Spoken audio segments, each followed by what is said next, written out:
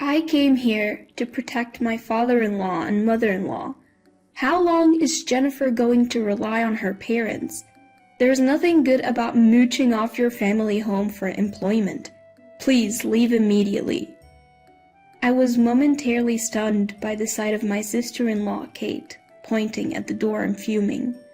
Then my anger started to build, distorting my face. Kate was trying to kick me out of my family home while hiding her own actions. I couldn't let that slide. My name is Jennifer. I work as a web writer while living at home. I've been blogging since college and it's become a source of income. I love writing, so I pitched my blog to my favorite websites and got hired as a web writer. I had been working from home, living alone in an apartment since my college days until a few years into my career. Then, my dad got into a car accident and became wheelchair-bound. My dad, who's always been upbeat and positive, quickly learned how to operate an electric wheelchair and continued to live happily. However, our family home wasn't wheelchair-friendly. Since I had no desire to get married, I suggested moving in with my parents. They agreed, so I promptly bought a new home. I chose a unit in what's called a luxury apartment building. The reason? It's connected to a train station and shopping mall, and it's a barrier-free environment, making it easier for my dad to get around. My parents loved the new home, and I felt great about being able to do something good for them. We were enjoying peaceful days together until my brother John's marriage turned everything upside down. Kate, the woman John married, was someone he met at a bar. Tall and stunningly beautiful, Kate seemed out of reach for my inexperienced brother. John was thrilled to have made it to marriage with someone like her. My parents and I genuinely celebrated their wedding, as Kate had always acted polite and sensible. But after the wedding, Kate started visiting our home more frequently. "Your home is really lovely. The view is always so beautiful, I'm jealous." Kate would always say this while looking out the window. We didn't intentionally choose a high floor, but at the time of purchase, only the top floor was available. Kate seemed very envious of this and started visiting uninvited every 3 days, which honestly bothered me. I have a workspace in the house, and Kate would barge into my room without hesitation. Whenever she saw me at my computer, she'd say, "Playing around again. Looks fun," making snide comments when my parents couldn't hear. I had told Kate that I earned my living as a web writer and blogger, but she retorted, "There's no way you could afford such a nice house doing that. I'm not fooled, you know." Apparently, Kate isn't familiar with the online world. She seemed unaware that some bloggers and web writers live in even nicer homes and travel the world while working. So to Kate, it looked like I was just another person financially dependent on their parents. At first, Kate hid her true colors, but she gradually changed. She complained about me living at home while trying to win my parents over by helping with household chores. Especially towards my dad, Kate's behavior was commendable.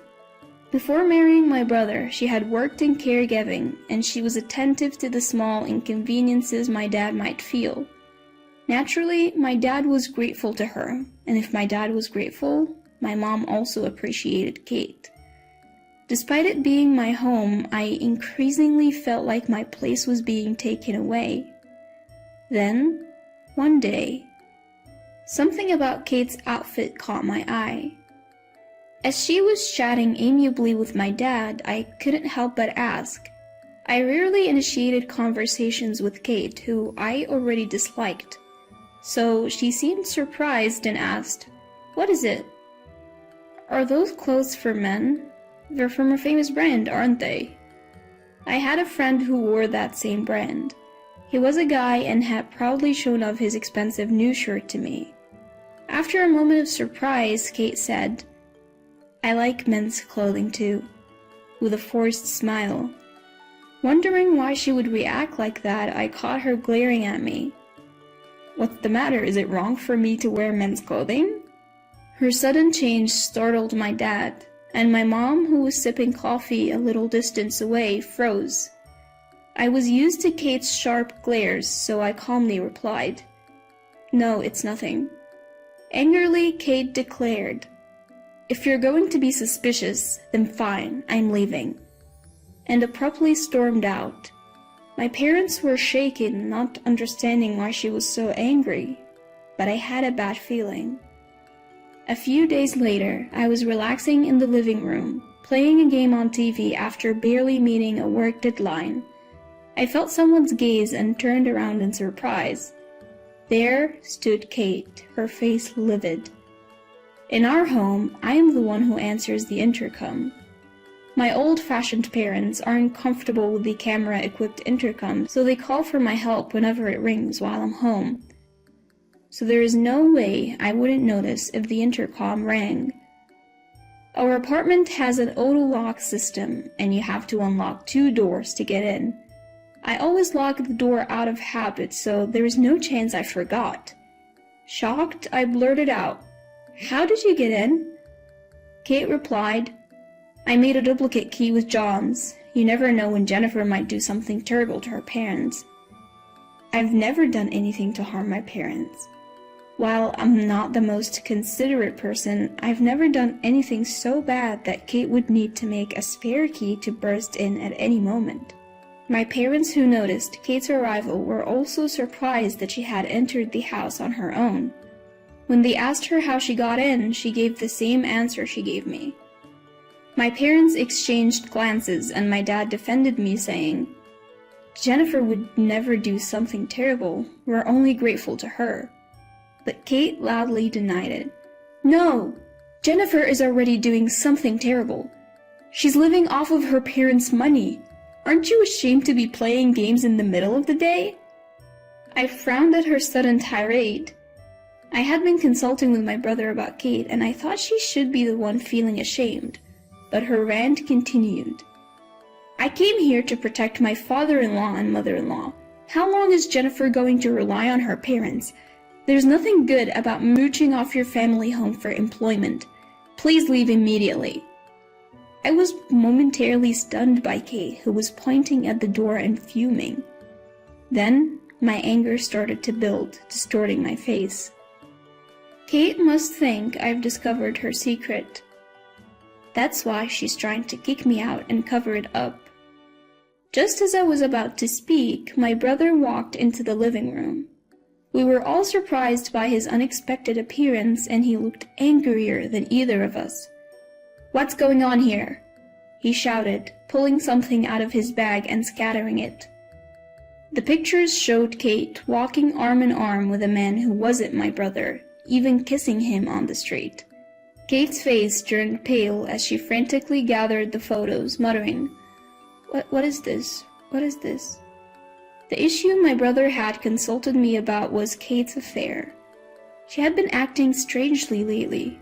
Despite being a home worker, she was going out every day and coming home late. She told my brother she was coming to our house every day to help with my dad's care, but she only showed up every 2 or 3 days. The answer to where she was going on other days was captured in the photos. My mom was trembling with anger as she looked at the photos. And then my dad quietly spoke. "Should we move out then?" "What?"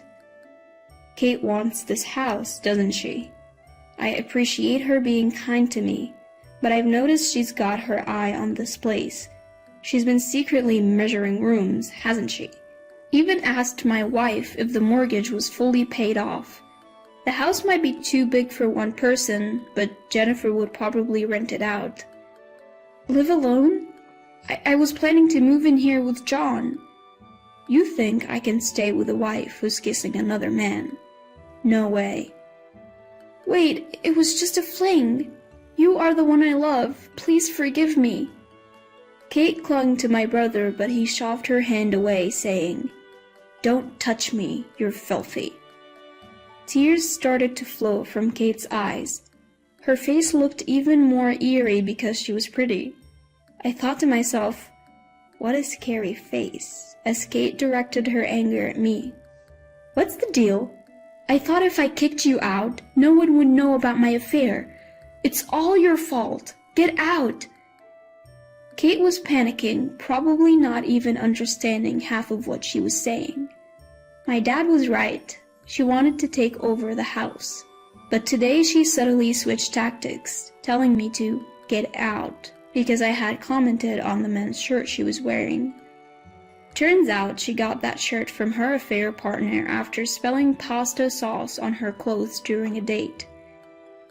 I couldn't understand why she'd wear such a shirt to her in-laws' house, but that's why she was trying to kick me out. My brother announced he would never forgive Kate and would divorce her, demanding compensation. Starting today, I am living here. The one who needs to leave is Kate. John had decided to move back into our family home, saying he couldn't live with Kate after being cheated on. My parents didn't object to him coming back. Kate kept apologizing to John as she cried, but he mercilessly kicked her out. He then apologized to me and our parents. We all comforted him as he cried, ashamed for marrying such a woman. Kate seemed to have moved back to the house she shared with my brother, but he planned to terminate the lease that month.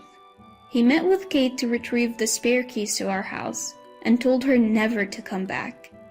Kate ended up having to pay a large sum in compensation. She sought help from her wealthy affair partner, but my brother had also demanded compensation from him. It seemed their relationship was indeed just a fling, and the affair partner was furious at being dragged into this. He refused to help Kate. She had almost depleted her pre-marriage savings on dates with her affair partner and lost all her savings paying the compensation. Now she's working a physically demanding job that comes with a dormitory. My brother told me she's so busy she barely has time to sleep, but as far as I'm concerned, it's just retribution for hurting my brother. John moved into our family home and was going through a rough patch for a while, but it seems like a guardian angel of a woman reached out to him. He was at his favorite bar, drowning his sorrows when he started crying, thinking about how Kate had cheated on him. This woman quietly offered him a handkerchief. They had never spoken before, but she was also a regular at the same bar. She later confessed, "I had my reasons for giving you the handkerchief, but it's clear she genuinely loves my brother." When Kate found out that John had found a much kinder and wonderful partner, she was reportedly sobbing.